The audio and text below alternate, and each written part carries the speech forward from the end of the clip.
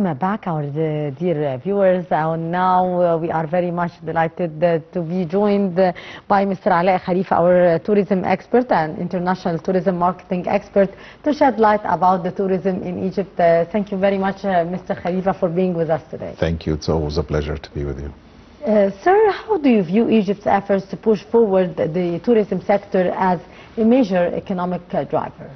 I think it has been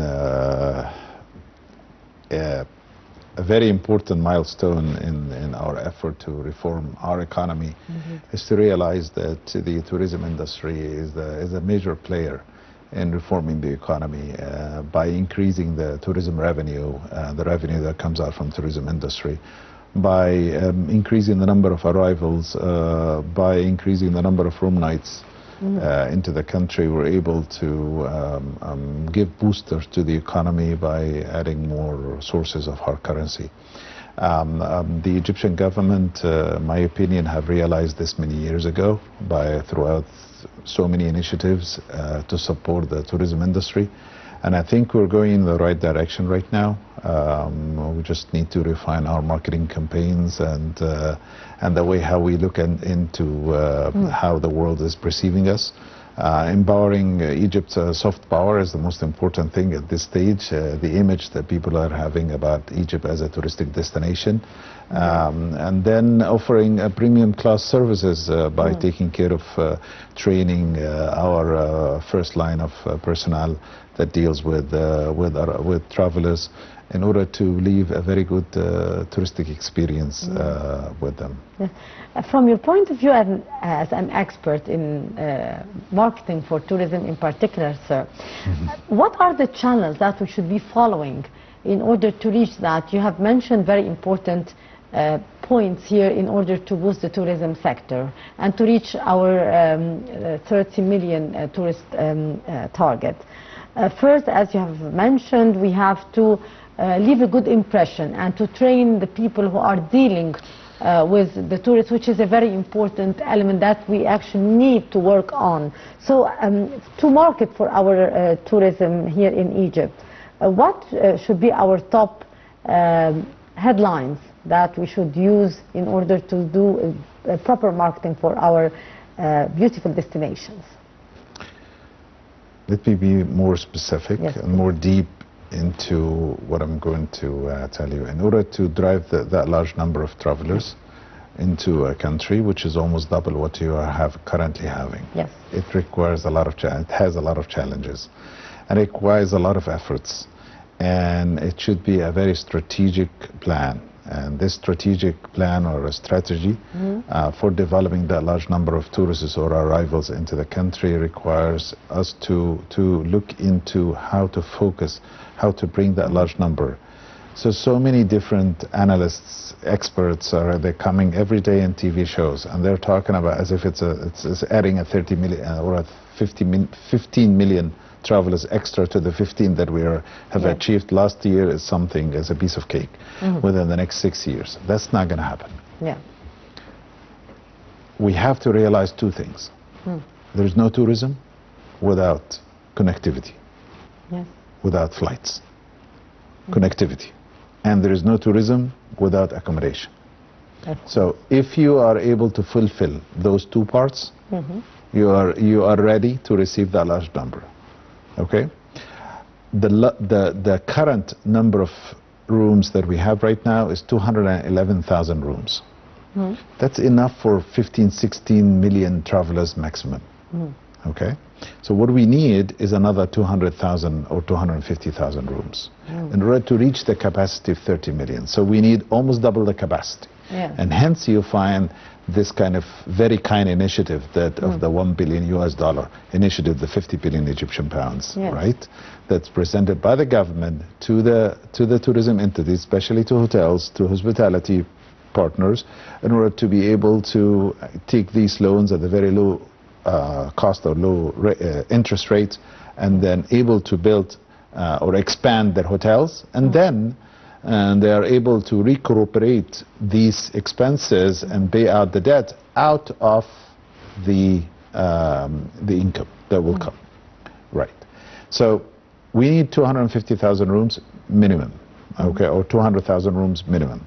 The actual cost of each room between 4 to 5 star, we're talking about $20,000 or $25,000 maximum for 5 star, okay? Which means that you need at least $5 billion to $6 billion US dollar in order to cover the construction of all of these different units. Right now, we are giving an incentive of $1 billion US dollar in terms of a low interest loan, which is a very good initiative, very good step in order to encourage those owners of these hotels to expand. And secondly, what we need to look after is to increase the number of these accommodation facilities by allowing new types of accommodation facilities, such as holiday homes, such as serviced apartments, such as hotel apartments. Okay, you need to allow all of these things. You need to start giving licenses to all the local entities, all these different apartments. Give them licenses to work as a touristic facilities that are able to receive tourists with certain guarantee. The second major part, what I call it the second axis in our strategic marketing plan to attract the 15 million travelers, is to look into the aviation industry. How many connectivity we have, how many cities are connecting to us. If we have, let's say, 100 destinations, we need to make them 160 destinations. How to do that? In order to give incentives. I know we are in that. I've read a very kind and positive statement for the Minister of Aviation, God bless him. He released a statement that the next phase is that they're going to encourage foreign investment coming into Egypt, especially in the aviation industry, especially in the airports industry, especially in running our airports. This is a very good step because it means expansion. It means bigger capacity. When you have bigger capacity for airports, for flights, for connectivity, you are able to attract far more airlines to come to your destination. Let's say, so the second axis of our strategic marketing plan, what I'm telling you, this is if I run the whole show, this is what I'm going to focus. I'll focus on the hotel industry. I'll focus on expanding and increasing the hotel rooms and adding more elements or more, I would say, types of accommodation, such as hotel apartments, service apartments, holiday homes, and all of that. And then for the aviation industry, I will be refining the major access airports. I will expanding these airports. I would be simply giving an opportunity to build Terminal 4 in Cairo Airport, and then perhaps make it on that covers a large part of the areas in the world that are not connecting to us. Do you know that Latin America is not connecting to us directly?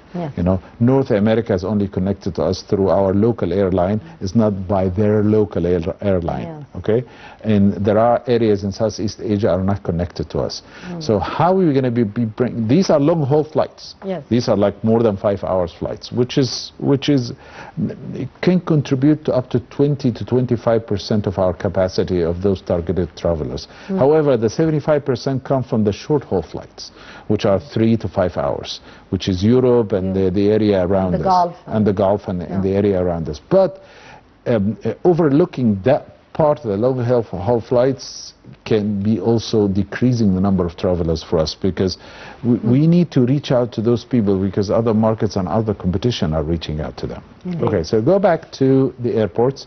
It's important. There's so many ways that we can be very innovative and very, very creative to bring millions of travelers to us, millions of people. At least they can spend a night or 2 nights in the city. At least it's making it a hub, a stopover. Why don't we think about building a top-class, world-class, high-end Terminal 4, for example, you know, next to Cairo Airport, for example, that are able to accommodate all these airlines, bigger airlines that are not yet landing in our airports. Secondly, why don't we reach out to the United States, for example, for the Homeland Security, and ask them to do pre-clearance for American flights in Cairo Airport, like they do it in Abu Dhabi, like they do it in Manchester Airport.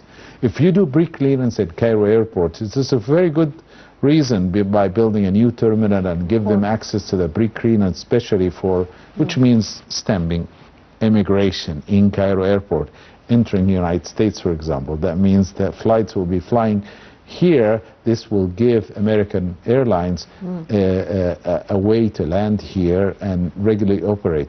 And also it's going to be a hub for all African countries to come to do their pre-clearance here in Cairo airport before they fly out to the US. That's another idea. So we have so many ideas that can be, once they've been adopted, and with the right criteria, with the right investment, and we can work it out. I mean, funding these things can work out on a pot basis, you know?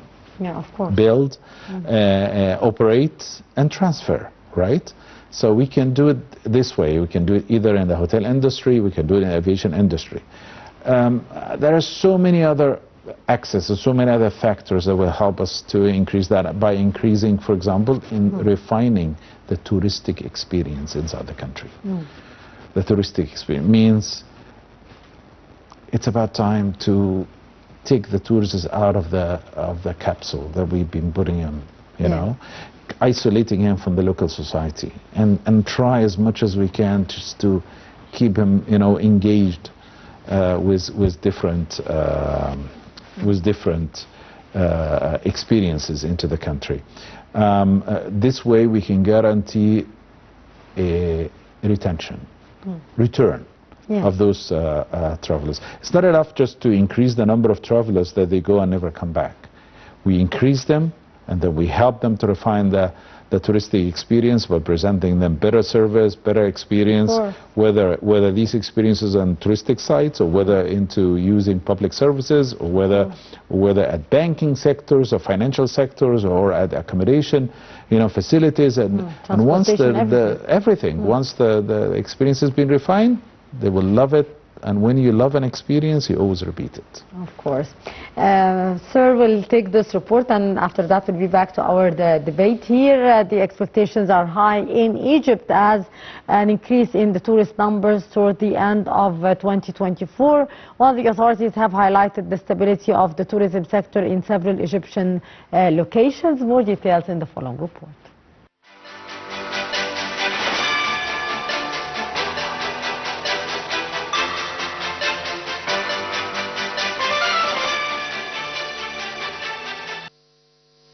Expectations are high in Egypt for an increase in tourist numbers towards the end of 2024. Authorities have highlighted the stability of the tourism sector in several Egyptian locations, particularly in the Red Sea region. They say that a significant number of tourists from Germany are visiting Hurghada, whilst Italians prefer Marsa Alam, as the European market continues to see Egypt as a primary destination, with tourists from Germany, Britain, Poland and Italy, among other countries, having the country high on their list of desirable places to visit. The Red Sea Governorate is rich with its cities and enchanting beaches, making it a major destination for many foreign tourists. Domestic tourism in Egypt has substantially compensated the tourism market, with Egyptian tourists boosting hotel occupancy rates from 85% to 95% in the first half of 2024. This region includes locations like Hurghada, El Gouna, Makadi, El Qusayr, Marsa Alam and Safega. World Travel and Tourism Council expects Egypt's tourism sector to expand its contribution to the national GDP to nearly 988 billion Egyptian pounds in 2024, constituting 8.1% of Egypt's economy. International tourist spending is expected to increase by 6.2%, nearing 500 billion Egyptian pounds, whilst domestic spending could surpass 340 billion Egyptian pounds. In 2023, Egypt's tourism sector contributed around 24% of the country's GDP in 2023, recording around 953 billion Egyptian pounds, almost 21% above its previous highest level. Across sector jobs, international and domestic visitor spending, the sector fully recovered last year to reach its record-breaking levels. Domestic visitor spending saw a 9% year-on-year increase, surpassing 328.5 billion pounds, while spending by international visitors surged by 38.5% to reach 470.4 billion pounds. Jobs supported by the sector also grew, expanding by nearly 10% to over 2.5 million, the equivalent of 1 in 12 jobs across Egypt. The travel and tourism sectors made an extraordinary recovery, surging past previous records, with officials highlighting the sector's resilience and its critical contribution to the local economy.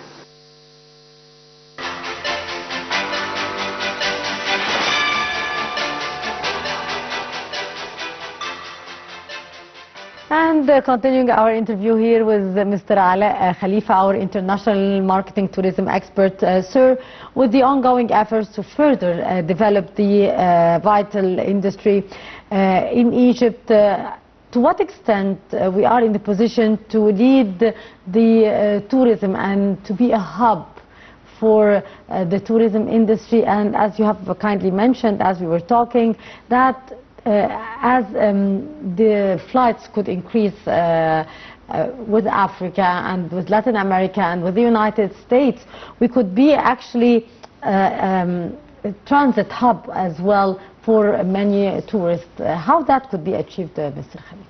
Khalifa? First of all, we need to, as I mentioned before in my statement, we need to refine the experience inside the airports. We need to ease access and also in and out of these airports. We also need to give incentive programs. These special programs are actually for those transit travelers that are coming for a day or two and connected to another flights. So many countries have done this. For example, Saudi Arabia. When Saudi Arabia had a new management for their national airline, they decided immediately any ticket for any from any destination that are actually doing a transit in Saudi Arabia will be allowed to go into Saudi Arabia for 48 hours, so sometimes for 3 days, in order to experience the kingdom. So we are able to do that. We are able, and we can cost it into the tickets. You know, there are so many ways that we are able to attract travelers. There is a second idea that I told you, to do pre-clearance for the United States entry. For the Homeland Security, they have pre-clearance in Manchester, they have it in Abu Dhabi, Manchester for European countries, Abu Dhabi I think for Asian countries. We can have pre-clearance in Cairo Airport for African countries. So we can attract all those Africans who are going to travel, you know, to the U.S. and do their pre-clearance, you know, with an agreement with the U.S. We can do that. We can also add experiences into the new terminal that we are expanding, Cairo Airport, to take more capacity. I told you the Minister of Aviation aims for 75 million travelers every year throughout this airport, and it's becoming a hub. It's becoming a big hub. Egypt Air is expanding its routing, you know, its airline connections and destinations to a lot of European, for a lot of African countries. So we have an opportunity. That's true. We have an opportunity, and that opportunity is there, and it's coming. And I think we can be #1 airlines through this. This will help our national airlines. This will help our local economy. It will help also finding more jobs. There are many ways that can contribute to a successful marketing campaign. Let's do the first engagement. Let's engage with stakeholders.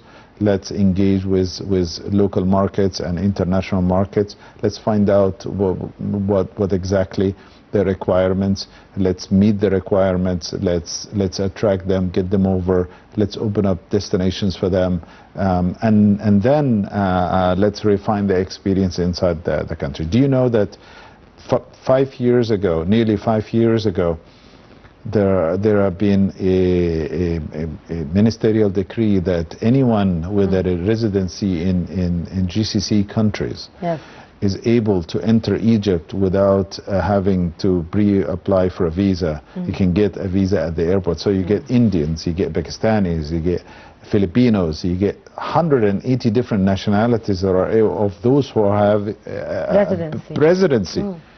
And do you know that until this very moment, You know, no one of those 25 million people who are living in the GCC area know about this and aware about this, and every single person of them is asking every single day, am I allowed to come to Cairo airport? That's because we have not targeted this area by spreading the word among them, hey, you can get the visa at the airport. These countries, you have to know that those expats living in these countries, they come thousands of miles away from their homes. All right, you don't expect people come from Philippines or come from Malaysia or come from other countries who live in the GCC areas, who come specially for Egypt. But since they are in clear proximity to Egypt, which is nearly 2.5 hours to 3 hours, it's easier for them when they take their annual vacation. And those, they have high income. When you go and take an annual vacation, they can spend it in Egypt. But many of them are not eligible to get a visa upon arrival, but because they have residency, they are eligible, but they don't know that. And nobody told them that, because our marketing campaigns are focused on different areas. So what we need to do is just to focus to where you are being perceived well. They want, one of their dreams is to come and visit the country, so you can add at least 1 million traveler extra every year. There is the Indian market, which is an outbound market of nearly 45 million travelers every year that come out of the Indian market. There is so many segments comes out of the Indian market, such as the wedding segment. We need to take care of that. There is the Chinese market. There is the CIS market, which is Russia and the old country, Kazakhstan, Uzbekistan, and all of these countries. All of these different areas, if we focus, there is the European Union as well, which is a big supplier of travelers into our country, almost 8 million travelers that come out from the European Union. So we will work with those traditional markets, but we also have to reopen these other markets, and we have to speak the language. We have to give them the right marketing message, you know, exactly as we are marketing ourselves. And we have to reach out to these different people. So my suggestion and my recommendation, if anyone here listening to me, because I've said that nearly 10 years ago, and I'm saying it again in more than 140 interviews. If you want to market this country, if you want to market any destination, you want to market it right, what you need to do is to segment the world into 5 or 6 different destinations. And then each of these destinations will have number of countries, 20, 15 countries altogether, that has combined cultures, combined segments, things that are shared together, and then give it to one company to market it for you. And then go to another area, let's say Europe. You can divide Europe into 3 different segments. In Latin America, you divide it into North Latin America and South Latin America. You can do Caribbean, you can do Africa, and you can divide Africa into 3 areas, middle, north, and south. You come to GCC, you can do one company. So you have 7, 8 different companies that are able to share your marketing vision and your marketing campaign and present your marketing message based on a current media plan. This media plan has media buying of different social media, of utilizing advertising the right way, addressing these different advertising campaigns to these different people in different languages that are more easy for those people to comprehend and understand. And when you do that, you will be able to create the right KPI. You'll be able to bring more and more people, be able to bring more and more attention. There are no marketing company in the world that are able to cover 180 countries around the world. So giving one whole marketing campaign to one company, no matter how big it is, will never be able to cover the world, never be able to meet the resources. What we need to do is to segment each of these areas around the world into, let's say, 10 segments, and each of these segments will have one company responsible for them, and each of these companies then will be competing against each other. Each one would like to show better KPI, like to show better performance, because they needed their contract to be renewed for the next following year. That's the right way, attracting, engaging more travelers, and then finally getting the right conversion. But before you do that, you need to go at the exact same time and look after how much of an accommodation you have, how much an increase you're adding every year. To be ready. To be ready, to organize the house from inside, and then refine the transportation industry, allowing travel companies to bring buses that are 5 years back, you know, that are very good quality buses you can bring. and so you can refine the transportation experience. You can refine roads. We have done a fantastic jump in the road quality that we are in Egypt right now.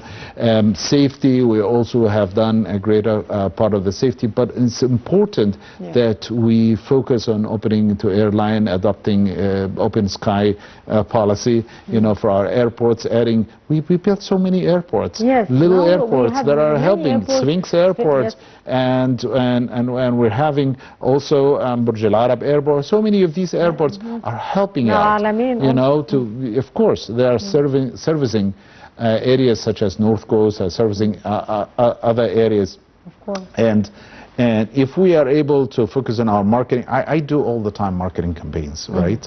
And when I put out a strategic plan, I study the analytics that comes out from each destination, and I see which of these destinations are trending, where is the trend, you know, and how countries are being perceived, you know. That's what we need to do. That's what we need to building up the right plan, execute the plan. I often met those people who are putting the plans for us, and I asked them a question: do you execute the plan? He said, no, I put the plan. But you would never know how your plan is working without executing them. Okay? So this is what I'm telling you, is that in the future, we need to do that segmented. And when you market these destinations that we have, do not market them as one entity. Do not market the country as one entity. No. You need to separate each of these entities, each of these rising stars in the country. Market Marsa Alam alone, market Hurghada alone, market Sharm el-Sheikh alone, market Luxor alone, market North Coast alone, Al Alamein marketed alone. You know, why? Because if anything, God forbid, happens, then the perception, it does not reflect on a whole destination. So at least it will only affect one area. It doesn't affect, so you have to create brands and sub-brands, and that's the right way for marketing a destination in 2024. Sir, also we have been hearing a lot about the keenness of the government to work on establishing yachting tourism in Egypt. To what extent we could succeed in the yachting tourism, which is a very competitive tourism if we consider other nearby neighboring countries which are doing very well in that domain, like of course Turkey. I've spoken about this in several interviews before about the yachting tourism, and what we have right now, the South Med area, our area, and it's very smart, by the way, to call it South Med, and then we have the north of the Mediterranean, which are full of different destinations, competing destinations that are attracting nearly 210,000 yachts every year, right? Then the question is, why these yachts? We need to study that. Why these yachts are stopping there and not going all the way down to the south of the Mediterranean? The reason for that is because of the amount of facilities that are being given in the north different than the south. So for the south, for example, you are not giving any incentive.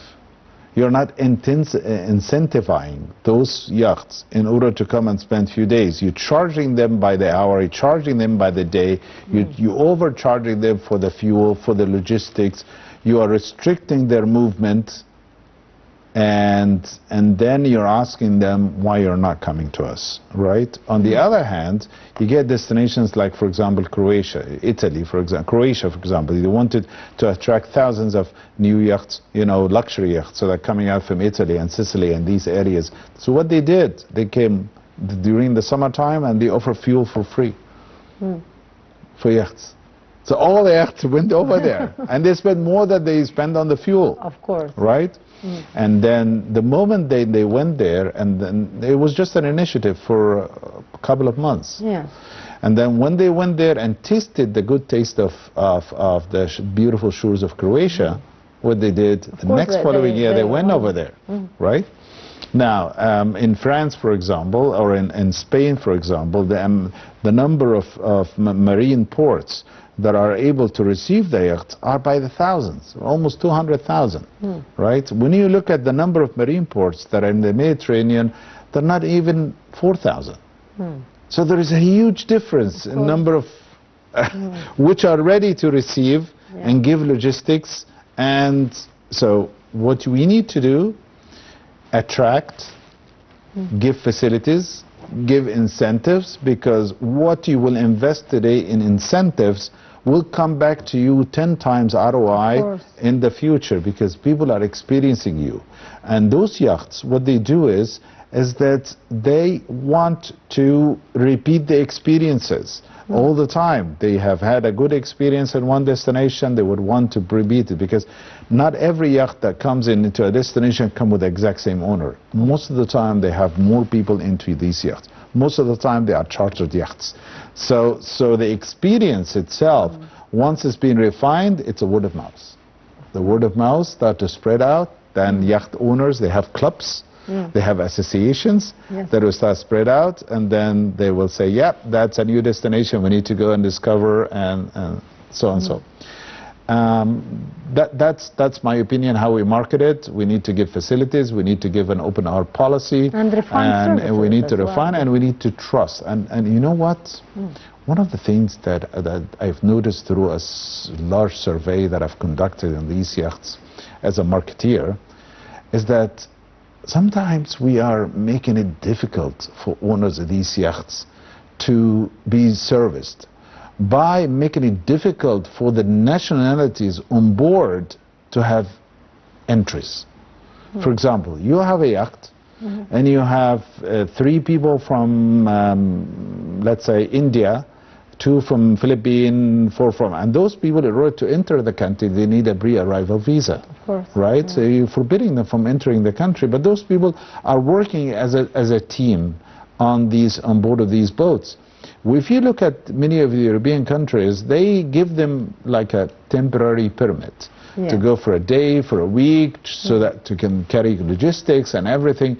So the yacht owners, they know that those people will be able to bring the logistics, and this is their livelihood. And they, most probably, they actually get more income in the yacht than if they live in these European countries, right? Because they will be illegal immigrants in these countries rather than being very, very legal on the yachts, right? So when they come down to these destinations, or to our area of destination, and we tell them, yeah, you'll be able to get in, you too, but those people are not in. So that deter owners of these yachts from even repeating the experience. Of course. It's like, the people who are serving me are not able to perform their duty of serving me, because they can't enter the country, they can't get me their suppliers, they cannot join me on my services, they cannot join me on these destinations. What is the fun in that? So we need to create some sort of a policy for the minor staff working in these yachts to have an entry, even if it's a short entry, a 1-week entry. How many millions of refugees and how many millions of people that we're receiving in the country? It's not like those people are not going to be refugees. They're coming here to spend money. They have a lot of money. They're not going to spend it in the sea. They're not going to spend it in the sea. Imagine those people are receiving salaries and receiving money, and they have it, and they can't spend it. The only way to spend it is in the ports. And then we're keeping them because they don't have a pre-arrival. Are the ports now ready to receive this kind of... So all of these different ideas, if we look at them with an eye of mercy, if you look at them with a better eye of understanding, you will be able to attract those people. But before you do that, never do the mistake when you allow the people who are having a residency inside the GCC countries, and then you never told them, right? So what you need to do is that get your your marketing companies that are doing the marketing campaigns, just tell them, you need to focus on a campaign on that. You need to focus on a campaign on that. So anything delegated comes out of you as an idea, as a new idea that are going to facilitate, support, execute, a good marketing message, you need to deliver the marketing message. There's no point of having something luxurious into a vitrine and you cover it with a piece of cloth. You need to refine it, you need to polish it, you need to show it to the rest of the world. So my idea as a marketing, as a tourism marketing, I'm telling you, is that put out these ideas into action, study them well, to put the right analytics, study them well, get the right, measure the KPI. Once you find the KPI is very much worth and it will return, you know, bring you the ROI that you want against your ad spend, do it, because it will regenerate your tourism much more and add that segment to your tourism. But by the policy that it's an amazing thing that our political leadership is embracing this, because they have that vision, okay? And I wish to see a lot of people have that exact same vision, because it's important that you know that people act on a level of experience. If you don't provide the experience in a full, complete experience, you are not providing memories. When you are not providing memories, people will never come back to you. If they come back once, they will never come back to you.